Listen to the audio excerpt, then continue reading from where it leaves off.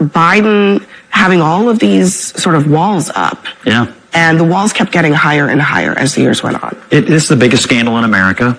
And the level and volume of people who dedicated themselves to lying to everyone at home about this man's condition. Listen, before we even go any further, guys, I want to say CNN has to thank God for Scott Jennings, because he might be the one reason why they're not taking as much of a hit as MSNBC is, because Scott Jennings is making a name out of himself on CNN. He has been demolishing everybody on the panels. He demolishes people, because I've been watching, and this is my first time I'm going to cover this, right? And right now, really, they're talking about the lie that was told to us about Joe Biden, that he was perfectly safe and normal, and he wasn't. We know he wasn't. I was calling this out for years, whatever, but now we're allowed to talk about it, right? It's ridiculous. By the way, guys, please don't forget to hit the like and subscribe button and the notification bell. Scott Jennings does not come to play. He will come at anybody. He doesn't care if you're black, white, whatever, and I love it. This is how it should be. Stand by your position. And maybe he's always been this way, but I'm telling you, now we're seeing a lot more of Scott Jennings, and CNN better thank God for him, because I think he's really the only reason why they're not sinking as far as MSNBC is. For 4 straight years, up through this summer, is breathtaking. It's a scandal of epic proportions, and it's a fair question to ask: who is running the country? Who has been running the country?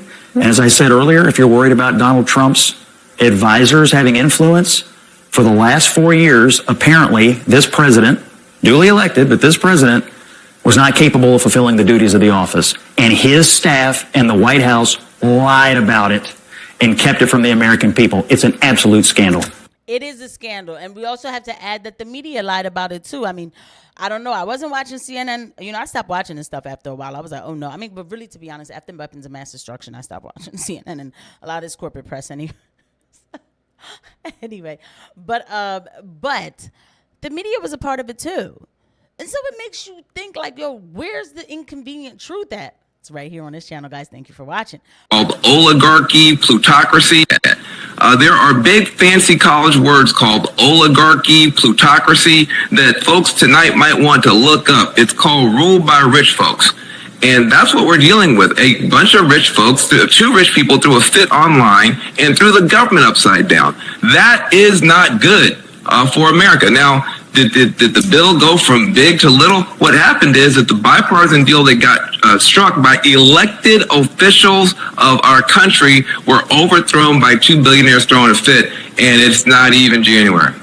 Scott, what's your take on that? Well, if Van is concerned about unelected officials running the government, I would invite him to review the last 4 years of the Biden administration and maybe pick up the Wall Street Journal this week. We've apparently had a president that's so diminished that his staff has been hiding it from the American people and making key decisions on behalf of our government, despite never having been elected to anything at all. So if you're concerned about it tonight, maybe take a look over the last 4 years. Look, I think ultimately all's well that ends well. The government did not shut down. We're not in any kind of crisis over the holidays here. And when the Republicans get sworn in January and Trump comes to the office on January the 20th, they're going to have to come together as a team and decide, are we going to work together or not? That's ultimately how you get things done in a legislature. And I mean, that's true, because if you guys would have looked at the bill, it was like this big. Now it's this big. Now, that doesn't mean I already tell you like that I think that the bill is perfectly safe and fine or whatever. I think that they probably might have left most of the nefarious stuff in there anyway, right? All the money that we're sending to Ukraine, Israel, and everywhere else, right? But at the same time, we should not have bills that are this high coming out the night before they need to get signed, right? So there's that. But Van Jones had to sit there. He had to eat it because, we got other people running the country. Are you really ready for that conversation, Van Jones? Like, is everybody really ready for that conversation? I don't think they're really ready for that conversation. I don't think they're really, really ready for that conversation. Okay, all right, let's get back to it. We search for a reason and valorize him and make him a hero when he's just a violent criminal who did a violent thing. He's a thug. We are not searching for a reason to make him a folk hero. Thank you. The left is searching for a reason to make him a folk You think hero. it's a left thing? Joe I Rogan. do, yeah. I knew that guy when I was looking at his face when Scott was breaking down how Joe Biden is basically not really doing anything good. We don't know where he's at. We don't know. You know what? Good for Joe Biden. good for Joe Biden. Okay, because I have a different take on this. Okay, and while I can't stand what this administration has done to the country in 4 years, especially with the opening of the borders. I think that's the one that I really like because you can see it very clearly. You know, what can I say? The government isn't ran the way that we think it is, and that's a problem. So if we're not going to take everybody down, then what am I supposed to say, right?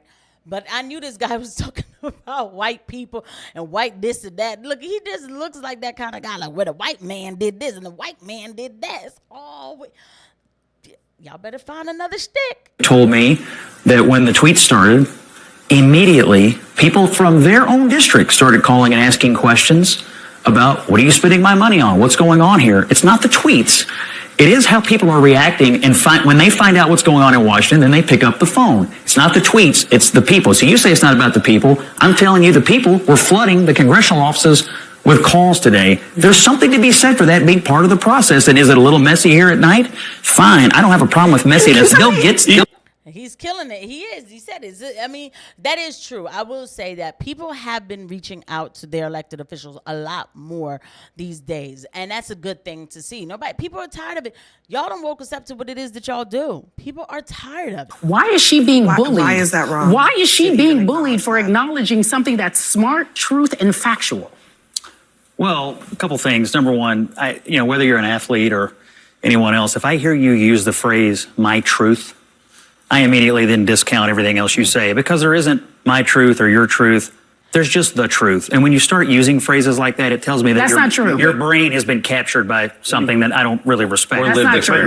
Number two. That's not true. Number two, the attention the league got this year was amazing, and it was all because of her. She is an amazing player.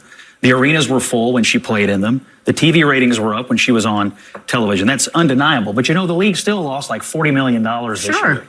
And it's never made money. And to me, when you're talking about having respecting people who built something, what did they build? A league that loses money every year? She has the capacity. What do you mean? What did they build? What do you mean? What did they build? What kind of a business did they build? The reason why it's still up and still running, whether it's losing money or not, is because of these black women who are in this. No, it's not. They done been there for. Look, okay. So they're talking about that Caitlin Clark girl. Like, look.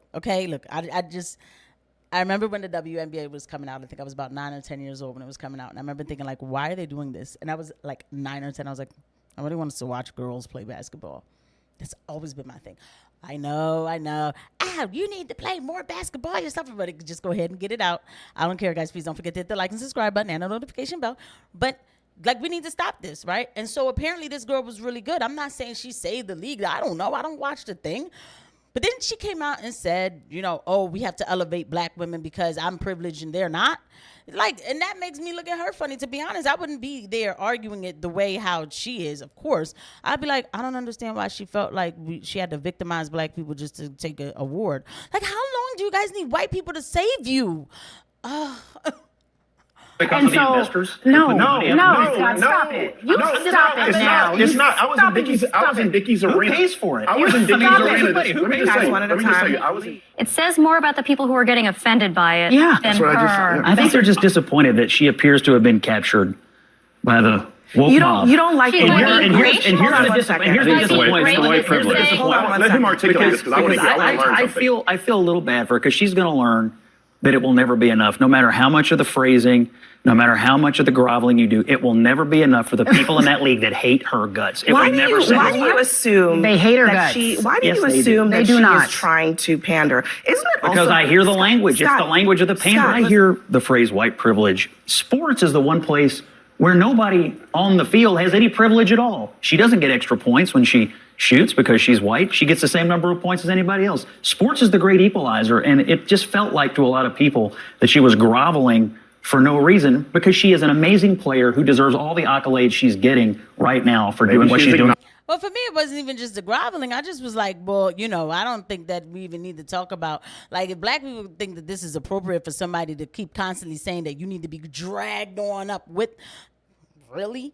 They need to put me on CNN because I would be ready for these girls. I would be like, yeah, she sat there and did all that for y'all.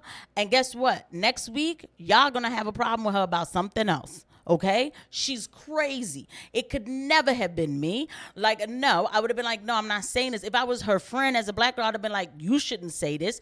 I would go on the screen and say, Caitlin Clark, I don't know, they told her to say that about elevating black voices or whatever. And I told her that I thought it was a bad idea because all it does is just your answer to the woke mob. We're going to use this word, the woke mob, and they're still not going to be happy. That's the thing. Just say, thank God, thank you, Jesus. That's how you show your gratitude. I don't see anything, because I'm sure she's a Christian, right? So I don't see anything wrong with that. And he's right. Sports, you don't talk about privilege in sports. Sports are dominated by black people, like basketball and the NFL, but nobody makes a big deal about that, right?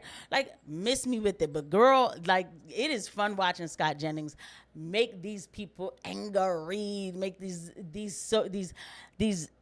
usual, routine, appropriate leftists on the plantation.